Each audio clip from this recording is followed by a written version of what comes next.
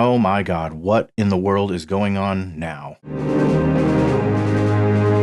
And why haven't we heard about it until now? And why is nobody talking about this? DHS dramatically increased spending to obtain weapons last year, report says.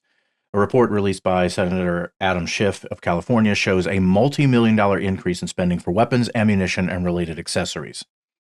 So the Department of Homeland Security committed to spending more than 144 million on 144 million on guns, ammunition, and other weapons during the first year of the Trump administration, in a drastic increase in resources, according to a report released Thursday by Senator Adam Schiff. So it just happened this Thursday. Okay, so even though it's happened last year, the report just came out last Thursday.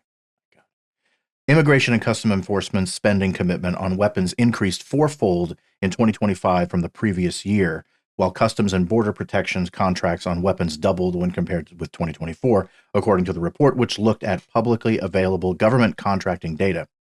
Just in 2025, ICE and CBP have together placed orders to purchase thousands of new high-powered lethal weapons at taxpayers' expense. Great. The administration has faced heavy criticism over its use of force during no, you don't say. The language that's used here, it's so bureaucratic. I don't know. It's just like, oh, it's faced heavy criticism. Shooting people in the face and in the back 10 times has faced some has been a little controversial. You don't say. The administration has faced heavy criticism over its use of force during immigration enforcement operations in Democratic-led cities. Images and videos flooded social media of immigration law enforcement's violent encounters with protesters, including shooting rubber bullets, spraying chemical agents at close range, and smashing car windows. Yeah. We've seen all of that, obviously. And this is as more it happens over and over again, as it continues to happen, people just get desensitized to this stuff. Or they even mention it right here. Pushback against DHS tactics came to a head after immigration agents fatally shot two U.S. citizens, Renee Good and Alex Preddy, in Minneapolis in January. Their deaths sparked calls for investigation from both Democrats and Republicans. Border Czar Tom Homan announced an end to DHS immigration operation in Minnesota in the weeks following Preddy's death, with hundreds of agents leaving. Now, I heard that is largely just BS. They're still there, and they're still causing havoc. So, I mean, you have to look into it yourself. It's hard to really say, the media is not really focusing on this because it's like, oh, it's old news, move on. Now we got the war in Iran to worry about and whatever. Yeah, the misuse of taxpayer dollars to maximally arm federal immigration agents, including those with questionable vetting and insufficient training, must end. Of course. Yes, of course it must. But what are they doing? They're not doing anything. According to the report, DHS spending including contracts for tens of millions of dollars to buy lethal weapons that included assault-style rifles, pistols, and related accessories such as optical sights for firearms and body armor. Why? Why in the world would you need something like that? Everybody needs to keep an eye on what's going on with, luckily the SAVE Act didn't pass. But if things keep going the way they're going, with the midterms, I mean, it's not going to look good. It's not looking good. They're not going to be able to call the National Guard. I don't think the National Guard's going to have the same kind of loyalty that ICE would have or CBP, because Kristi Noem's in charge of it. And Stephen Miller basically tells her what to do. So yeah, it's going to be rough for the next couple of months. And this is only February, basically March. It's a long time. A lot of shit can happen between now and then, including the spending commitment was a delivery order for a purchase in September 25, 9.1 million from the company Giesel Automatic Precision Long Guns and Accessories. Oh, Jesus Christ. I mean, that's if you're going to be firing from a distance. Why would you need that? They are building those concentration camps and they're building incinerators in these concentration camps too. 23 of them around the country, buying 23 warehouses. Now, some of these warehouses could be to store these weapons. Maybe. They've said they're for immigration, and it's going to take a long time, decades, to get these people out. They're running into the same problem the Nazis ran into. You have too many people in a small confined space. The most that these warehouses could hold is from what I've heard, like 80,000 people. And Trump always throws out the number. What does he say? Illegal immigrants come over. 20 million illegal immigrants. That's the number? 20 million? 23 warehouses holding 80,000 people. That's not nowhere near 20 million people. What are you going to do with them? They're not deporting them. Use your imagination. I mean, it shouldn't take much. The report said that while the total cost and number of firearms purchased under the contract were unknown, a rough estimate based on the cost of a civilian version of the company's rifles suggests that ICE may acquire at least several thousand such rifles. Jesus.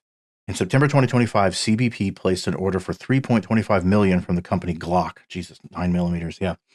Repair parts and accessories, and then placed another order for 640, whatever, 9mm handguns. Jesus. They did, of course, they didn't reply for comment. The spending commitments also included more than $30 million for ammunition. Of course, Tony, all this stuff, When previously asked by CNN, thousands of new agents, right? Jesus Christ. The DHS spokesperson, Tricia McLaughlin, told the network the issue was a non-story and the agency had also hired thousands. What? It's a non-story that CBP and ICE are having lethal weapons, are buying lethal weapons? Jesus Christ, non-story. Of course, they have weapons. Yes, they have weapons. But most of this stuff, for what we've seen what they're doing, and they've used, tear gas and pepper spray and rubber bullets and all of these things. They don't need thousands of lethal weapons. For what? I mean, we know what. We know what. We obviously know what they're going to do. During the administration's immigration crackdown, hundreds have been hurt, and court.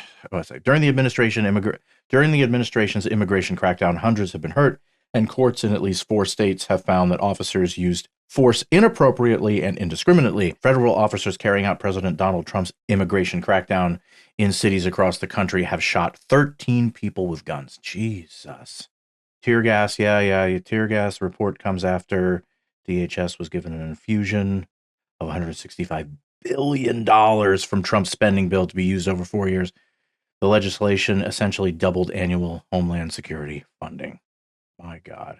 Make America safe again. Massa. The report said it examined a year of official data from usspending.gov. ICE and CBP have already received the weapons. Of course they have.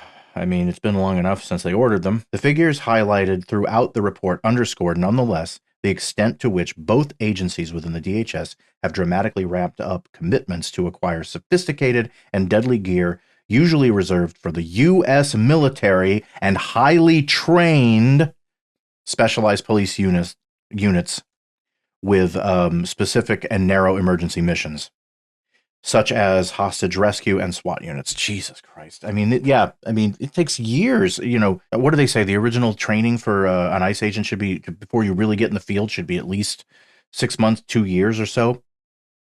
They've cut it down to 47 days.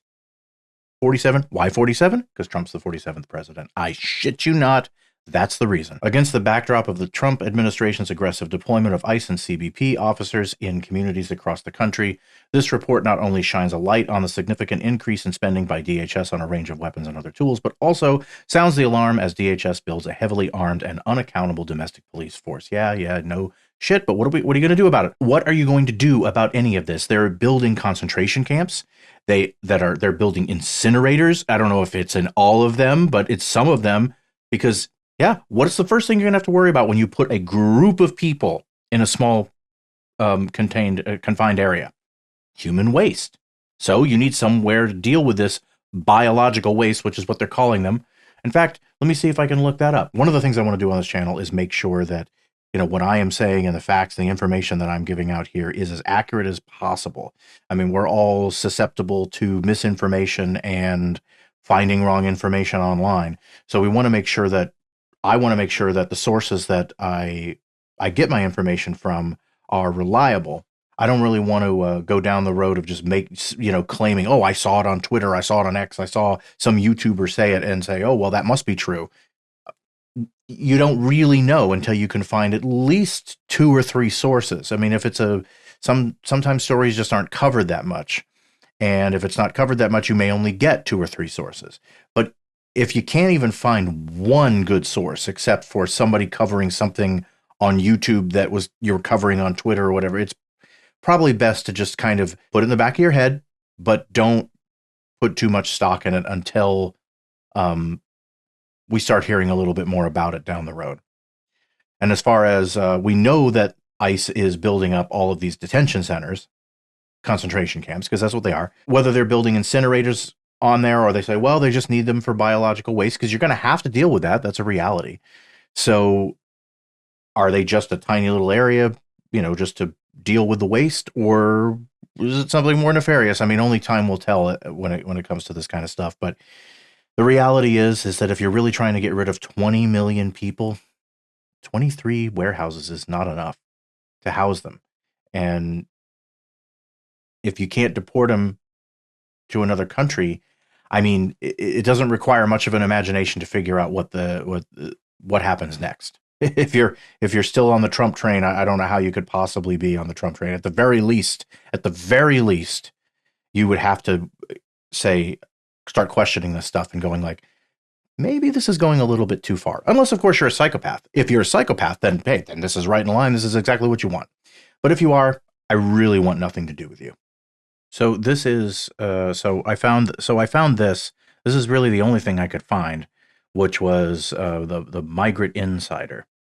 I mean, take this with a grain of salt. I don't really know much about this source on how legitimate it is. I don't know how much information of this is true. I mean, this is the first time I've ever really heard of it, and it's the only information I can really find on incinerators. Every time you look up incinerators in detention centers or concentration camps, they talk about debunking incinerators in Alligator Alcatraz. But we do know that there's 800 people missing? I heard anywhere from 800 to 4,000 people are missing. And it says right here, medical and death, the services extend to medical waste management with specific protocols for biohazard incinerators and certified inventory of evidence. Reports for full service laundry operations. So, I mean, we don't really know. Stay safe. If you're able to speak out, if you have the ability to do your own channel, do it.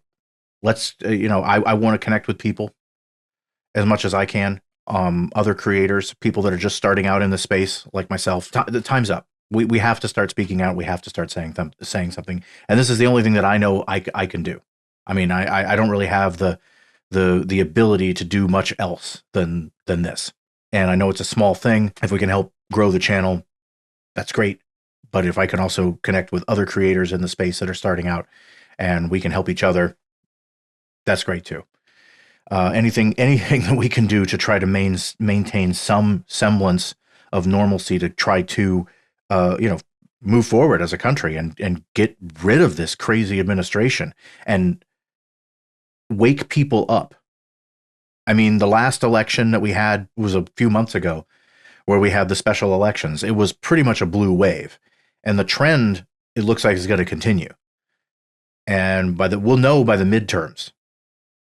And if things keep going the way they're going, obviously, the Republicans are cooked. If they try to do anything to steal the midterms, if they really try to do anything, the Republicans could be cooked for a generation or more, which is fine. I think they should be. And as far as I'm concerned, all of the Republicans, no matter what, if you're and the people that are voting for this too, and the Democrats are not far behind.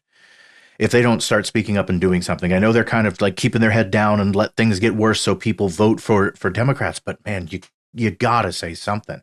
You gotta do something.